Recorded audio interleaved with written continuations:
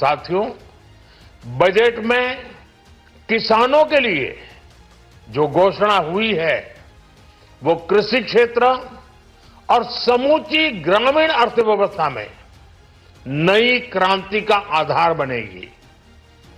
PM धन धान्य कृषि योजना के तहत 100 जिलों में सिंचाई और इंफ्रास्ट्रक्चर का डेवलपमेंट होगा। किसान क्रेडिट कार्ड की लिमिट 5 लाख तक होने से उन्हें ज्यादा मदद मिलेगी। साथियों, अब इस बजट में 12 लाख रुपए तक की आय को टैक्स से मुक्त कर दिया गया है। सभी आय वर्ग के लोगों के लिए टैक्स में भी कमी की गई है। इसका बहुत बड़ा फायदा हमारे मिडिल क्लास को, नौकरी पेशे करने वाले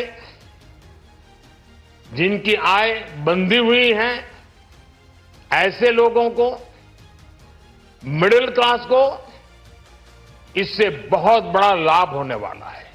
उसी प्रकार से जो नए नए प्रोफेशन में आए हैं, जिनको नए नए जॉब मिले हैं, इनकम टैक्स की ये मुक्ति उनके लिए एक बहुत बड़ा अवसर बन जाएगी।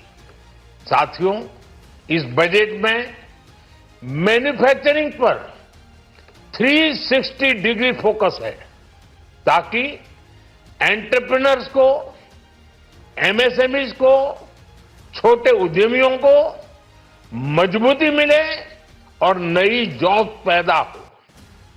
नेशनल मैन्युफैक्चरिंग मिशन से लेकर clean tech, leather, footwear, toy industry जैसे अनेक सेक्टर्स को विशेष समर्थन दिया गया है।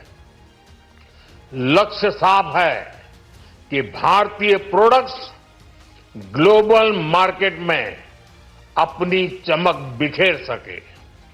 साथियों, राज्यों में इन्वेस्टमेंट का एक वाइब्रेंट कॉम्पिटिटिव माहौल बने, इस पर बजट में विशेष जोर दिया गया है। एमएसएमईज और स्टार्टअप के लिए क्रेडिट गारंटी को दोगुना करने की घोषणा भी हुई है। देश के एससी, एसटी और महिला जो नए उद्यमी बनना चाहते हैं, उनको 2 करोड़ रुपए तक के लोन की योजना भी लाई गई है, और वो भी बिना गारंटी। इस बजट में न्यू एज इकोनॉमी को ध्यान में रखते हुए गीग वर्कर्स के लिए बहुत बड़ी घोषणा की गई है। पहली बार गीग वर्कर्स का ई श्रम पोर्टल पर रजिस्ट्रेशन किया जाएगा। इसके बाद इन साथियों को स्वास्थ्य सेवा और दूसरी सोशल सिक्योरिटी स्कीम्स का लाभ मिलेगा। ये डिग्निटी ऑफ लेबर, इसके प्रति, श्रम एव जयते के प्रति सरकार के कमिटमेंट को दर्शाता है। रेगुलेटरी रिफॉर्म से लेकर फाइनेंशियल रिफॉर्म्स, जन विश्वास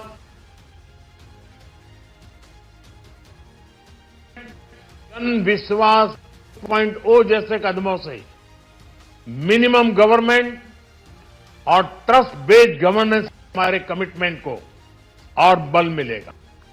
साथियों, ये बजट न केवल देश की वर्तमान आवश्यकताओं को ध्यान में रखता है, बल्कि हम की तैयारी करने में भी मदद करता है।